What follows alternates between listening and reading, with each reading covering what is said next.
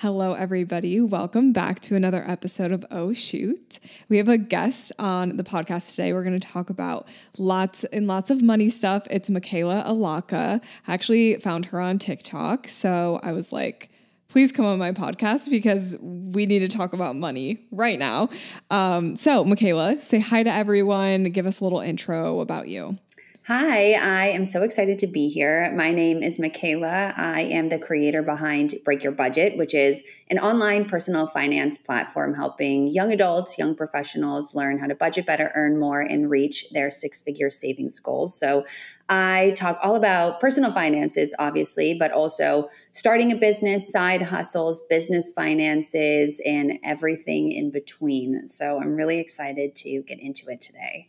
Yeah, I am too. I love to hear opinions on this stuff from people that actually know what they're talking about, you know? So I'm super excited. I would love for you to tell us a little bit of your origin story, like how you got started in this, kind of take us back and give us a little bit of background. Sure. So I first started Break Your Budget back in 2019, actually in the summertime. So it's been just about 4 years, honestly, probably 4 years, like to the day, actually, Wow. July 18th or July 19th timeframe. And essentially, I was just feeling really unfulfilled at work. So I worked in the finance industry for 5 years before jumping into Break Your Budget full time. But I ran Break Your Budget as a side hustle for 2.5, almost 3 years actually, before taking that leap. And it really came to be just from a lack of information available online for young adults to really figure out how to navigate that weird post-grad real life time frame where more often than not, you're sort of thrust into a corporate job. You don't really know what's going on. You're realizing that life isn't really all that great. It could suck. It could be a discovery of yourself that it's just not what you want to do. And there aren't a lot of resources available to help young adults navigate that, whether it be learning how to allocate money from your salary, learning how to leverage the skills you're getting at work to start a side hustle or a business, and finding that fulfillment in your life that,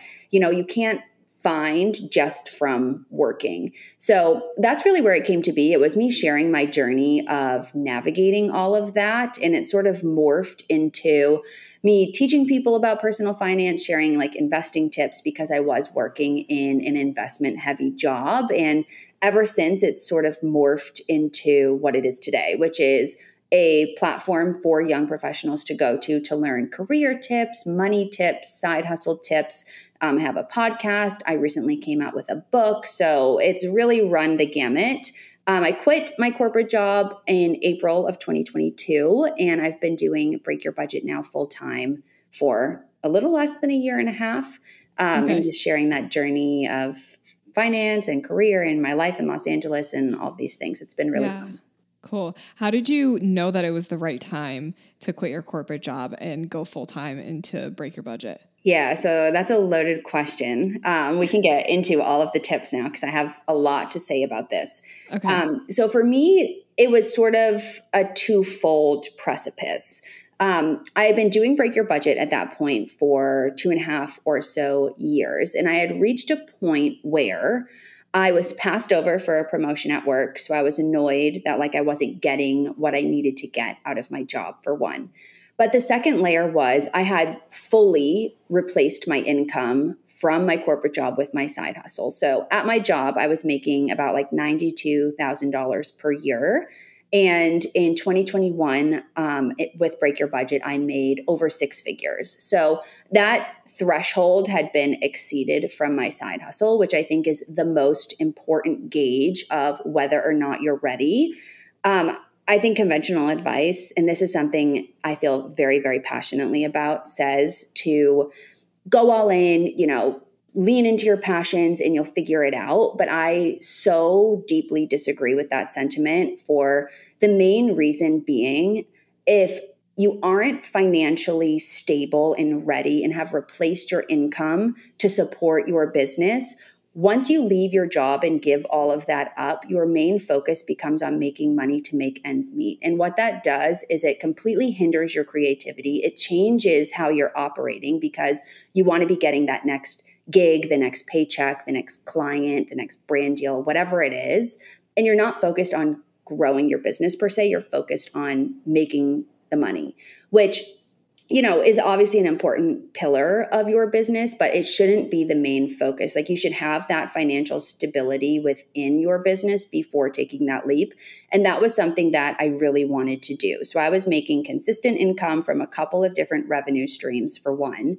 And I had also secured a 6-month contract. So my business makes money in a couple of different ways through selling templates and through working with different brands and now through my book and all of the stuff that comes along with that. But what I had done beforehand was ensure that I had recurring revenue already in place. So for that 6 months, I quit my job in April and I had money secured via a brand deal until the end of August. I'm like, okay, at least until the end of August, I've got time to figure this out if the well shuts off, which it didn't. But that security gave me the peace of mind to focus on business growth rather than getting whatever next brand deal came in or like really stressed about money. So I think that that's an important thing to think about if you are in a position where you would potentially be thinking about taking that leap is, have you replaced that income? Is that income secure and reliable? And if the answer to that question isn't a resounding hell yes,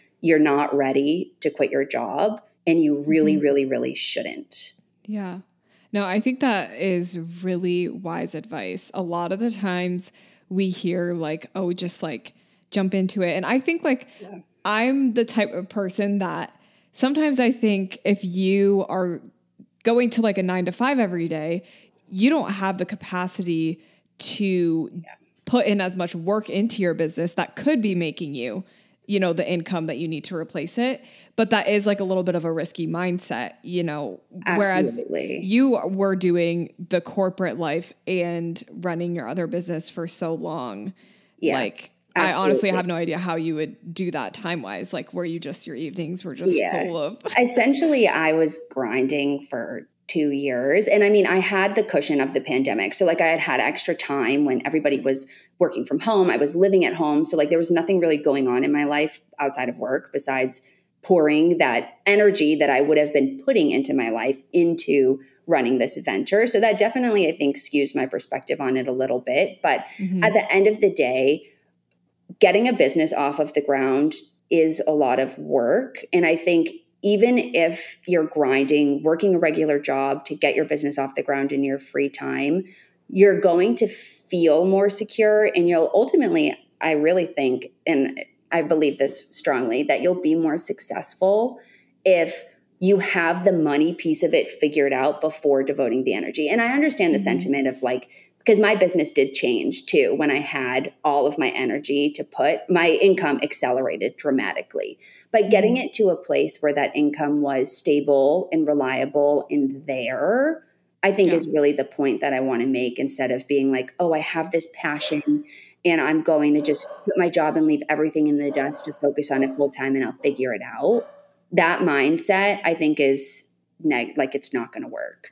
Because again, then you're going to be focused on making money and you're not going to be focused on the business and the systems and the structure of the business that will be long lasting and scalable. So I think, it's twofold. I get it. Yeah. No, that makes a lot of sense. I would 100% agree. Let's talk about budgets, which is like my first topic. I have lots of things I want to talk to you about. So we're going to start with budgets. So let's talk about why budgets are important for small businesses, and maybe give us a few strategies or tips for building a budget for a business. A lot of people, also, let me tell you, like a lot of people listening are most likely side hustling. Some people are full-time, but we do have a lot of side hustlers like you were doing. So just to kind of give you context. Okay. So do you want me to go? So small business and side hustle budgets and then like personal budgets are two different things that I could go either direction. Do you want to focus on small business budgets first?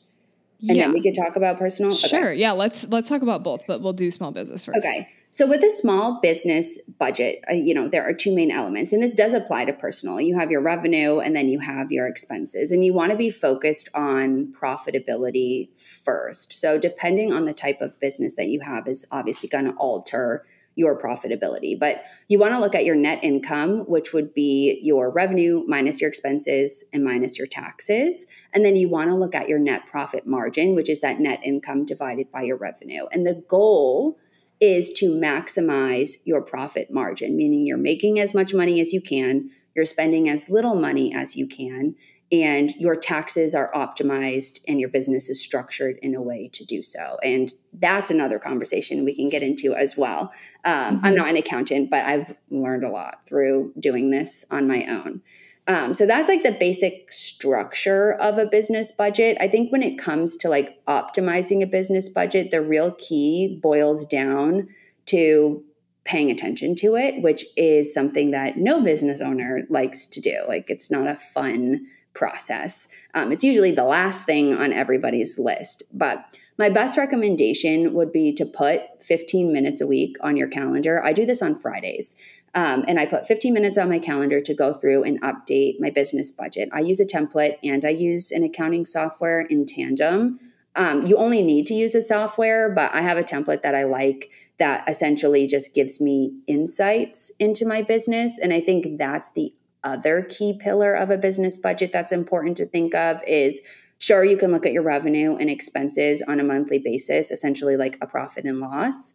But what you really want to be looking at are the insights that you can pull out from that. So if you have, different streams of revenue, which revenue stream is driving your business? Are there seasonality trends that you can look at? Are there different factors that impact whether or not one revenue stream generates more or less for you? So I'll use myself as an example. One of my major revenue streams would be digital downloads, and I have a couple of different ones that I sell. But I find a direct correlation between my sales on a specific template and virality on social media. So I have one video that I repost every 3 months. Every 3 months, it gets over 1 million views, and I see a direct impact on my sales. And so that's like a lever, I guess, that I can use to control and think about different revenue streams and bringing in more money when I need to. I mean, it's not a super reliable one because you never actually know, but it's been consistent for over a year at this point. And so I think it's important to look at your revenue streams, what's driving business, and looking at seasonality, because that's a big factor with small business. Is like, I know my slow periods, I know my high periods. I know if I'm having a slow month, I can likely make that up during the end of the year or the beginning of the year when people are focused on their money. So thinking about those trends. And then the other layer would be looking at your expenses and how can you optimize those? As a small business, you have lots of recurring expenses. So think like all of the software and systems. I use like an email system. I have my payroll that I use, my accounting software. I have different subscriptions that I have just to keep things on and moving. But then also, depending on your business, you might have tech and equipment or a storefront or product that you need to buy or whatever. So looking at what you're spending money on, look at, again, seasonality, look at subscriptions. If you have an annual subscription, you can save money. So if it's something you're actually using, and then look for bottlenecks. Like, are you paying for things that you're not getting the value out of? That translates into your personal finances too. But I, every month, will go through and look at all of my different recurring subscriptions. And then I'll also look at, okay, did I use that this month? And if I didn't, I'll note it. And then the next month, I'll look at it again. Did I use that this month? And if I didn't, it's cut. So it's just keeping an eye on those things to really optimize your overall business budget, and then creating a workflow and a system to maintain it and keep eyeballs on it, which you can outsource. But even if you do outsource, that person should be sending you regular reports. And if they're not, you need to ask them to start doing that. Yeah, I really like that. I think it's so important, like you said, to just like look at where income is coming from, because it can be easy to just like keep doing the same thing. But like if it's not actually like getting you that much profit, like just focus on what's working well, and really focus on those things. Because I feel like sometimes we get emotionally attached to these like things that we're doing in our business that aren't actually like helping us that much. And like, they're not actually making us that much profit, but we spend so much time and energy into them because it's like like the little passion project that we have. Yes. Which is good to have those things, but at the same time, like actually looking at, okay, like for photographers, my mini sessions are, drive my profit every Christmas or something like that. So just kind of like making note of those things and having that stability. I really like that point. Exactly. Yeah. And I think a big thing too, when you're looking at your revenue streams, is it also sort of can compel you to audit your time. So if you have one revenue stream that's bringing in 75% of your business, how much time are you spending on that? And does it make sense for you to put more or less time into it? Or if you have the revenue stream that's generating, let's say 20% of your business, are you spending 80% of your time doing that? And if so, you got to do something else. So I think that too really lends itself to being an agile business owner and making like data-driven decisions, which is essential for scaling a business and getting it off the ground. So like if it is your side hustle and you have limited time, what areas of your side hustle or business are making you the most money, and are you devoting your time efficiently to it? Because limited time means you've got to be efficient and you want to have the highest ROI on that. Yeah, no, absolutely. So if someone listening, or maybe someone interviewing you, aka me, sucks at sticking to a budget and is just like bad at that, what are some strategies or like little tips that you would recommend for the person that just is not the budget person that they should be? So 2 things. First would be to be using a tool that makes sense for your brain. I think a lot of times people are told like, I have to use this one thing, like especially in business, it's like, I have to use QuickBooks. QuickBooks is a really hard tool to learn and it doesn't make sense. I don't use QuickBooks because I think it's way too complicated. Use a tool that makes sense for you, because if it's something that you are not going to go into and understand or gravitate towards, you're not going to do it. And that applies to your business finances and your personal finances. So I've landed on 2 tools that are fairly simple that work for me that I use pretty much interchangeably. One, I use Xero, and I've set up a whole bunch of rules on that so that my bookkeeping and reviewing my budget is as simple and straightforward as possible. That's why I only do 15 minutes a week. I just go in and I click, okay, and everything goes where it needs to go. With a spreadsheet, I use a simple spreadsheet. It's a spreadsheet I've created, and it's available on my website if anybody is out there. It's called the Be Your Own Boss template. Great for side hustles. I'd say if you've crossed the 6-figure mark, you got to have a Xero or a QuickBooks or something similar. But essentially, it's just a revenue and expense tracker, and it's easy for me to use. It's easy for me to customize. It spits out the insights that I want, and so I almost look forward to it because I'm like, okay, I want to see, how did I do this week? So having a tool that gives you what you need is number 1.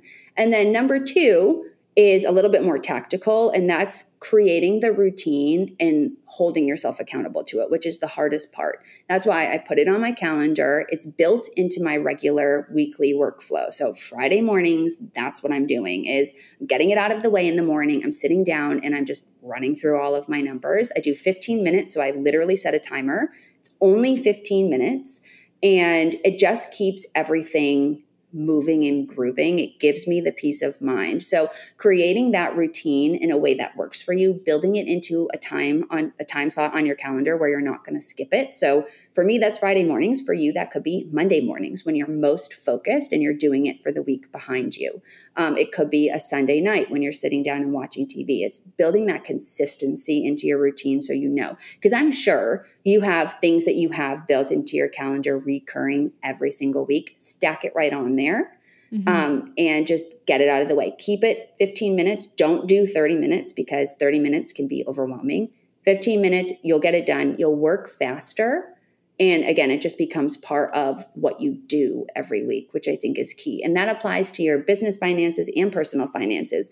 Usually when people come to me from a personal standpoint and they're like, I suck sticking to a budget. Like every time I create a budget, it doesn't work. What do I do? First thing I say is implement a weekly money routine. That's where you track your expenses, you're self-reflecting on how you've used your money that week, and then you're making adjustments as needed. And that same exact process applies to your business finances. You're tracking your revenue and expenses. You're looking at what's going on. Did I make enough money this week? Did I book the clients this week? Am I on track for my monthly targets?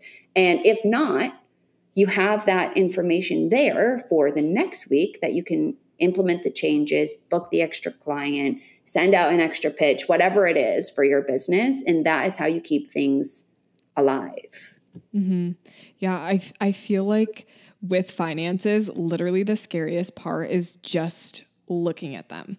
You know what I mean? Like, I feel like the easiest thing to do is to just like go about life and not look at them, because when you look at them is when you get scared almost. Yeah. But then like you look at them for longer than 2 minutes, you're like, wait, this isn't scary. Like, this is actually healthy for me to see what's going on instead of just like not paying attention to what I'm spending. And like, so I think I like the idea of that 15 minutes because it's just like, it's not intimidating, mm-hmm. you know, it's easy to build in and it's quick to do. Like, and if you don't get it finished, that's fine. But like, yeah, I think that's actually something I'll probably make a note of and start doing because I need to. The biggest barrier, you're right, is just doing it. Like, and honestly, like once you do it the first time, you realize, okay, this isn't as big of a deal as I thought it was. I'm probably doing better than I thought I was. And that's all you really need to kickstart the habit. So it's just getting over that first hump.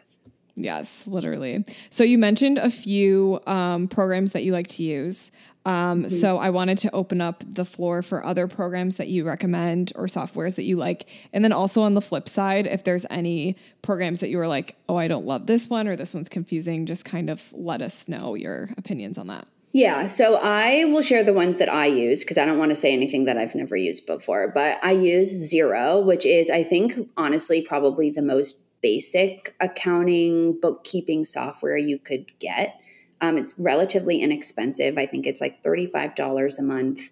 And essentially, you can just set up all of your various rules. So you create your chart of accounts. I actually hired somebody to do that for me because when it comes to like business, bookkeeping, finances, and all that kind of stuff, you don't really want to mess it up. And it's important to get it set up correctly from the beginning because if you don't, it's just a pain to go back and fix. So if you are going to invest in anything, invest in somebody who can help you set up your accounts, which would just be an accountant. Your accountant can probably do it.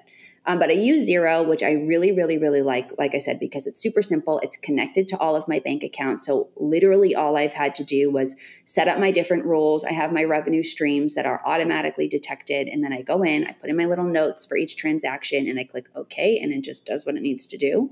I can pull my reports. I can look at my profit and loss, and then I can just send that information to my accountant. So that's the tool that I like for accounting software. For like a bookkeeping spreadsheet, I created my own. And I did that because I operate and think about things in a very specific way. And I found that a lot of the budgeting and bookkeeping and business templates online just didn't work with my brain. And so it's called the Be Your Own Boss template. And it has a couple of things in there that are catered specifically to my business and like the, I guess, niche of business that I'm in, which is online, like content creator-esque businesses. So there are a few things in there that I added that are helpful beyond just the basic stuff like revenue expense tracker, being able to create your own revenue streams and expenses and a P&L statement and all of that. The first thing it does that I like is it estimates out like what to set aside for my taxes, which is a big one. It's not a comprehensive tax calculator, but I can put in different percentages. So I do 30 and 70%. So 30% set aside for taxes, 70% for me to use for whatever. And that just gives me a guideline on like, okay, based on my revenue and expenses this month, this is how much to put aside into my tax savings account. So I don't really have to worry about it. So that's one. The other thing that I have in there is a tax log.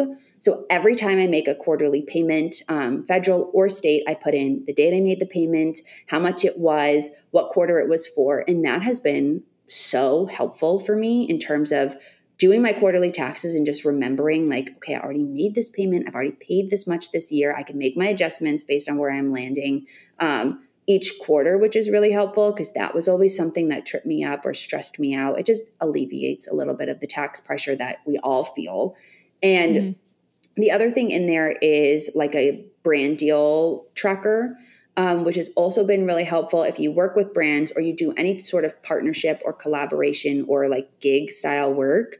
You can put in like how much it is, if you've been paid, if you've been invoiced, like all of those things that essentially an accounting software isn't going to give you, is something that I've put into the spreadsheet to keep everything in one place. Because that's the other layer that can be really intimidating with business finances is there's a hell of a lot more to it than you really think, especially if you have diverse income streams or you're being paid from like 15 different places, which is normal.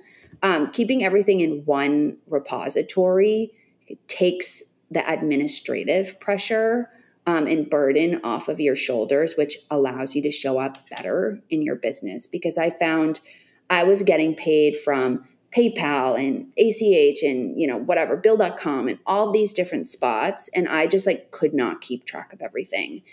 So I have that all set up in there. So those are the tools that I use. I would recommend both of them. The one tool that I really didn't like, which I already said, was QuickBooks. I just feel like QuickBooks is not something that the average person can really set up and maintain on their own. I definitely think that requires a little bit of outsourcing. And honestly, for most small businesses, unless I guess you have like product overhead and stuff, I'm not sure that a tool that complex is entirely necessary. So I personally wouldn't use it, especially if you're smaller or a side hustle. Like I'd recommend just getting set up on something a little bit more straightforward. And if you ever get to a point where you're at capacity and a zero, for example, isn't doing it for you, you can always graduate to a QuickBooks. But yeah, I can't really think of a scenario where that would even happen. Yeah, no, that makes a lot of sense for sure. It's good to hear your recommendations and just to hear like kind of how you do things. I love to just hear how everyone does it because I don't know. It's just helpful to hear someone else is doing this and it's working. So yeah. Oh, also another tool that I use, and this is based off of how my business is registered. So I'm registered as an LLC with an S Corp election, meaning that I have to run payroll for myself. I use Gusto to run my payroll and I really, really like them as opposed to like an ADP or something else. One, because Gusto integrates with Xero, which obviously if you're running payroll, you want to make sure that you absolutely have to have an accounting software if you're running payroll. But they obviously need to integrate seamlessly. So if you're using Xero, Gusto would be my recommendation for that. It's the least expensive. With ADP, I think it's like $60 or $70 a month. With Gusto, I'm paying $40. And it's just been, their customer service is pretty good. And it's, again, another tool that's not overly complicated. The interface is easy to use, which I think is really helpful. So yeah, Gusto would be my other rec. Cool. Love that. I've used Gusto too. And it was super easy. So I wanted to ask you about retirement because this is something we all are terrified of. But what are some recommendations that you would have for like retirement savings, retirement plans for someone that's just like running their own business or side hustling? Just kind of give us some insight on that. Totally. So the right option, again, is probably going to depend on your business revenue and your business structure. So I'll share my story because I've learned a lot about this in the last year. So originally I was set up to have a SEP IRA, which I believe is like a self-employed pension plan. And don't quote me on all of the like nitty gritty logistics. That's a question for an accountant. But essentially with this specific plan, you could contribute like 25% to it based off of your net earnings, which my net earnings were the salary that I was paying myself out of my business, which is different than how much money I actually made. Because when you are an LLC with the S Corp, you pay yourself a salary and then you can take distributions and that helps optimize your taxes. So I was contributing to a SEP IRA. When I got towards the end of the year and was figuring things out with my accountant on how to like reduce my overall tax burden, because that's a big layer of retirement accounts is the tax advantages that you get from them, especially as a small business owner. Taxes can destroy you. So you want to take as many deductions as you possibly can to reduce your taxable income, which retirement accounts play a big role there. So when I went to go talk to my accountant, he was like, oh, like this is the most you can contribute based on this SEP plan that you're in. But if you had a solo 401k, which is another option, as a small business owner, you can contribute up to like $62,000, $63,000 per year based off of your individual employee contributions, but then also you can make contributions as an employer. So the solo 401k, I think you can only use depending on your business structure. I know for sure if you're the S Corp, you can use a solo 401k. But essentially, understanding what those two options are and how your business is registered is going to help you decide the right one. But if you're in the threshold of you're making a couple $100,000 a year, you definitely want to be an S Corp for one. But two, the solo 401k is going to allow you to put the most money into those retirement accounts. So now I use a solo 401k and I have everything connected with my payroll and whatever. So I contribute money every time I get paid to my solo 401k as an employee because I am the employer and employee of my business. It's just me. And then I also quarterly am able to make, and you can do this on whatever cadence you want, but I do quarterly. I make contributions to my solo 401k as an employer, and that's also referred to as profit sharing if you hear that word thrown around.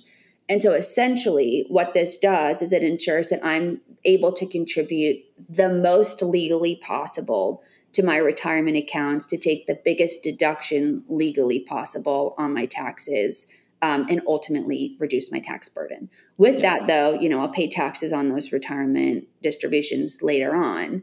But in the near term, what that does is it helps optimize what I'm paying in taxes and save for retirement in the future. So the retirement thing can be definitely challenging as a self-employed person. I think those two avenues are worth exploring. I'd recommend talking to a CPA, but also maybe a CFP. You can do like a one-time consult with them. I talked to both just to make sure I was doing everything correctly because the rules are hard for anyone. I feel like I'm pretty well versed in finances and investing and all of that. And even I was like, what the heck does all of this stuff mean? So that's something you want to defer to a certified professional on, but exploring those options I think is well worth it. And making sure if you are able to do the solo 401k, that's probably the most optimal for contributing the most. Yes. Yeah. It's really intimidating when you start like a side hustle business, like thinking about retirement. It's so easy to just like put it off or not put anything towards retirement. But it's so important because that's what like a lot of people have those benefits when you work like a corporate job. And that's something that you're not getting as someone that's self-employed. For sure. So yeah, it's something you want to explore. Like let's say you work a corporate job or any job where you have benefits, whether they be retirement, health insurance, anything like that. You want to make sure as part of the overall evaluation when you're leaving your corporate or whatever job that you're exploring how you will replace those benefits in self-employment. And that sort of layers back to that first point earlier on that we talked about replacing your income and getting there. When you replace your benefits as a self-employed person, there may be expenses related to that. So you also want to factor that into the broader decision. So retirement is a big one. Like if you're going to lose a 401k or a 401k match, or your 401k matches vest on a certain schedule, you want to make sure that you're looking at that before you give your notice. So when I was leaving my job, I realized that my 401k matches would be vesting like 2 weeks after I was planning to give, or like after my proposed last day. So instead of quitting right when I was planning to, I'm like, I'm going to wait the 2 weeks. I'm going to make sure my match is vest, and then I'm going to give my notice. So thinking about that is important. And then also thinking about health insurance. And that's a big one. That's a big deterrent keeping people in a corporate job. Look at that before you leave and understand your options, you will probably be surprised at what it costs in a good way, I would say, because that was keeping me in my job. I live in California, so here we do have like an online insurance health marketplace. I think about half of the states have that. And so I was able to find a plan that was comparable to my work plan for like less than $300 a month. Granted, I'm only me, I'm healthy, I don't have any pre-existing conditions. So like that factors into it. But exploring those options first and understanding what they would be is an essential layer to the decision to leave your job, because health insurance is essential. And you can do, I think it's like Cobra, you can do Cobra and pay for your work plan out of pocket, but that's very, very expensive. Yeah. So you may be better off enrolling in like a federal plan or a state sponsored plan, or even just buying private insurance separately. So yeah, definitely look into that too. Yeah. And correct me if I'm wrong, but can you deduct your health insurance at the end of the year? Yes. That's also something up to your accountant, but I'm like 99% sure I did last year. And like my health insurance hits my business credit card. And it goes all through like my business software. How I don't know if you can do like 100%. Okay. Again, it's an accountant question. Yeah. Cause I don't want to misspeak, but I'm like 99% sure it all gets factored into the deduction equation at the end of the year. Okay. Awesome. Cool. Yes. All of that is very insightful. I feel like I learned a lot of that through talking to my accountant. And just being like, here's what my business is making. I'm, an LLC, like just what should I do for retirement plans and stuff. And then he was just able to tell me the best option and then like help me get it set up. And that was it. Like I just honestly, the best business advice I feel like I could give to anyone would be to find an accountant that you trust, because your accountant will make or break your business finance situation overall. Like if you have an accountant who you can't ask questions to, who you can't be fully open with, like they need to know everything that's going on. There can't be any like shyness around what you're making, where the money's coming from, all that kind of stuff. Like having a good accountant that's understands self-employment and the options, or is willing to learn and like stick their neck out for you and figure it out, is essential. Because I had an accountant that I didn't really like in 2021, and I ended up paying more in my taxes than I needed to, because she gave me recommendations that weren't thinking long-term for my business, which, I can't necessarily fault her for at that point in time. But once I got a new accountant who I can text him like, hey, can I do this? Does this count as a business expense? Can you jump on a quick call with me to go over this really quickly? Like that has completely changed my life and taken so much pressure off, because at the end of the day, like even if your intention is pure, if you make a mistake, like you will pay for it. You could unknowingly commit a crime, like, and the government doesn't care. So you have to be smart about who you're going to outsource to, especially when it comes to hiring an accountant. It's like the most important business decision you'll make. Yeah, absolutely. Yes. I'm just going to clap and say yes to that, because I just 100% agree. So let's talk about some like 6-figure things, because I know like 6 figures is always the goal. Like it's the dream. So let's talk about like some common strategies that you see within 6-figure businesses, money strategies, mindsets. Like what are some of those things that come along with earning more? Yeah. You know what I mean? I think from the standpoint of strategies, I think there's 2 things. One would be skill stacking. So diversifying your skill set is huge. Oftentimes when it comes to running a business, like you probably start in a certain area and you're focused on one sort of, offer suite or service or something. And that's kind of like what you're doing. But as you do that, you're learning new things and you're getting to know your ideal customer or client better. and you're answering questions you probably didn't think you were going to be answering. And all of those things can be used to create additional revenue streams, which would be my second strategy. Is you can't rely on just one revenue stream forever. Upfront, for sure. Like when I first started Break Your Budget, I was doing one-on-one budgeting consults. And like that was me trading an hour of my time for like $250. And I could do X amount of them per day, per week, whatever. But through those conversations, there was two things that was happening. One was I was getting to know and better understanding the journey that like my ideal client went on. So I was able to say, okay, on every single one of these calls, I'm talking about the same 5 things and I'm telling them to do the same 5 things. And I'm just having the same conversation with a few different tweaks to it over and over and over again. How can I save myself time and save these people money? Is I can package it up into a course, sell it as the same thing, make it a little bit more passive, and buy those 3 to 4 hours per day back and make more money.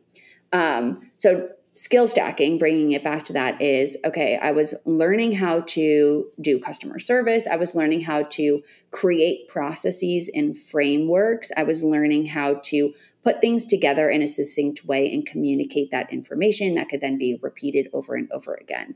And then when it comes to diversifying revenue, like creating a course obviously is going to buy you time back, but also throughout that process, I was thinking about, okay, what are these people asking for? They're asking for a template to implement the budget that we've just talked about. Does that template exist? I was just sending them to budgeting apps or like giving them a free template that I downloaded online. Why the heck was I not creating my own? So I created my own that was included in the budgeting consult at the beginning. And then over time, it's like, okay, well, I don't want to do these budgeting consults anymore. What I'm going to do is I'm going to package this up a little more formally, create a Facebook community, and sell this passively. And that is what got me from, I would say like 30 to 40K a year to 100K a year on template sales alone. So that's a big thing. And then the other layer of it too is casting a wider net. The big thing that worked for me was getting as many eyeballs as possible on my pages. And so that meant getting out of my comfort zone, doing things that I maybe didn't want to do. So like putting myself on video, using TikTok. Like at the beginning, I did not want to do that. I did not want people from my life to see me doing this. I did not want to have my face online. I was really nervous about like getting mean comments or hate or whatever. But ultimately, to get to the next level in business, you need to be making more sales. So you can either be selling different products to clients or customers you already have, which can be challenging to consistently come up with new ideas, or you can sell the same products to more people. And the only way to do that is to advertise, which requires you putting yourself out there. People buy from people. I think that's a really important thing. So maybe sharing like your journey, your perspective. I find when I do that, I definitely sell more because it resonates. So those would be like my 2 major strategies. And I think too, tying that back to the earlier point about knowing your numbers, is constantly readjusting and looking at what's working and what isn't working, because we talked about this. You can get emotionally invested in like an original idea that just does not hit, or you could see what's working and double down on that, even if it's not like the one thing that you had originally wanted to do. And that I think is what's going to get you to the next level. From a mindset standpoint, and this is an ongoing thing, really, I think it comes down, and this sounds cliche, but to like actually believing that it can happen for you. That came to me through doing, as I saw like results in real time. But I always tell people, because I find like it's so weird now, people will be like, you're such an inspiration, like all of these things. I'm like, I'm just a regular person. Like I'm not special. I'm not famous. I didn't have any, like anybody handing any of this to me. It's just, if you decide that this is what you want to do, and you decide that you are going to do whatever it takes to get your business off the ground to be full-time, it's believing that it's possible for you and then operating as if it's already happened. Like that's sort of what I did looking back on it. It was kind of like, well, I'm doing this, I'm putting myself online, so like it has to work. or else I'll be embarrassed. And it just sort of fell into place as I decided that it was going to. And I feel like that's sort of like, I don't even want to say the word manifestation, but that kind of is what it is. Yeah, a little bit. And again, it sounds, if somebody was telling that to me, I'd be like, okay, whatever. But like that actually is what it is. Yeah. Like, no, I like that. It's like fake it till you make it. Like you're just, yes, you're like convincing yourself this has already happened. So, literally, and I think like when you think like that, you put the processes in place that need to be in place, you know, in order to be successful. Like I think of like a photography business, like when you like set up your client management software, you know, get like a money software, a business bank account, you, I don't know, start doing all these official things. Like, I feel like that actually does take you and like lead you to a little bit more success. And you're just acting like it's already happened. Absolutely. I think too, going back to like the actual tactical strategies is setting up the systems to be ready for an unexpected boom in business. Like, especially in the era of social media and everything, like you could post something on Instagram or on TikTok just with no plans for anything to happen, and it can go viral. And that could be your ticket to getting out of your job, to booking 30 clients or booking out for the full year. But if you don't have the processes in place to take advantage of that virality when it happens, which you have no control over it, then you could lose that opportunity. So, you know, I think getting started with a business obviously is great, and booking a client or two and just learning the ropes is important. Once you sort of understand the process, don't hesitate to set up the systems and be ready and be the business owner, you know, and be ready for capturing attention, because that's sort of what happened to me. Is I had set up like email funnels and stuff, and I was like, okay, like I've got like 10 opt-ins here. Then I had a video on TikTok go viral. I had 2,000 opt-ins overnight. And it's like, okay, now I have something here. And luckily I had all of this set up to capitalize on that. And that was what kickstarted everything happening. Yeah. No, that is such wise advice. Like you got to be ready for the Black Friday to just hit randomly. Absolutely. So I wanted to ask you about maybe the not so fun side of financials, which is like if someone feels like they're failing financially or not meeting their goals, what would be some advice that you would give someone that is feeling that way or is currently going through that side of business? Yeah. So I think the big thing is to first work with what you've got, which I say because in a lot of the reasons why people struggle or internalize the struggle, which as a business owner, it's normal to struggle. It's normal to have a low month. Nobody talks about it, but like to have, let's say, a 10K month and then a 2K month, like that's normal, for one. But I think it's working with what you've got, acknowledging the situation and looking at the numbers first and foremost, which we've already discussed is like the hardest part of doing it. Being honest with yourself and knowing, okay, like this is what the situation is right now, and acknowledging that, number one. And then the next thing is implementing the systems to address it, which is the most tactical thing you can really do. And that applies to your business finances or your personal finances. Like in your personal life, let's say, okay, you know, I am on a tight budget. My income is limited. Student loans are starting in September, and I have no idea what I'm going to do to make all of my payments. What tools and options are available to me to leverage, for one, and take advantage of those? And what systems am I going to implement between now and then to close that gap? So you can make more money, you can cut your expenses. You have to look at the numbers, you have to be agile about it, and you have to go back and make adjustments every single week. That's the big layer. A lot of people stay in this stuck mode of like, I'm not making any money or things aren't working for me, but they refuse to like look at what's actually going on and accept the situation for what it is. And that's what keeps people stuck. The other thing too, like I said, when people say they just struggle with the budget and everything, the most tactical thing you can do is implement that weekly money routine where you're looking at your numbers, you're self-reflecting. So that's a big one. That's identifying the issue and then ultimately changing your behavior. That's the most important part of self-reflection, is the behavior change that comes along with it. You can't change your behavior if you don't know what's going on. And then making the adjustments. Like, it doesn't have to stay stagnant. If what you did last month didn't work, you don't have to do the same thing next month just because, that's what you've been doing. If what you've been doing is not working, change it. And that's the beauty of having your own business, is you get to decide what you do. You get to decide to fully scrap something or to spend a month and brainstorm a new product or a new service or offering or a new strategy to the same thing. You get to decide what you're doing. So those couple of things I think would be like my best advice for that.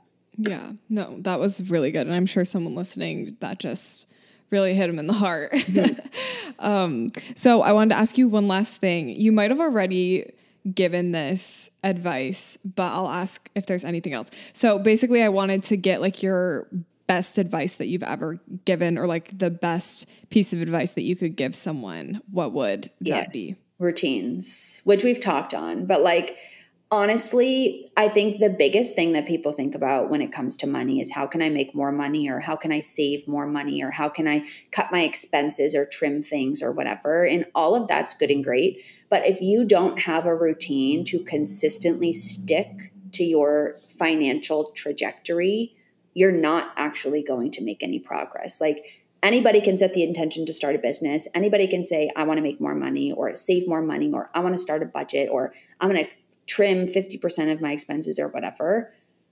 99% of people say they're going to do that.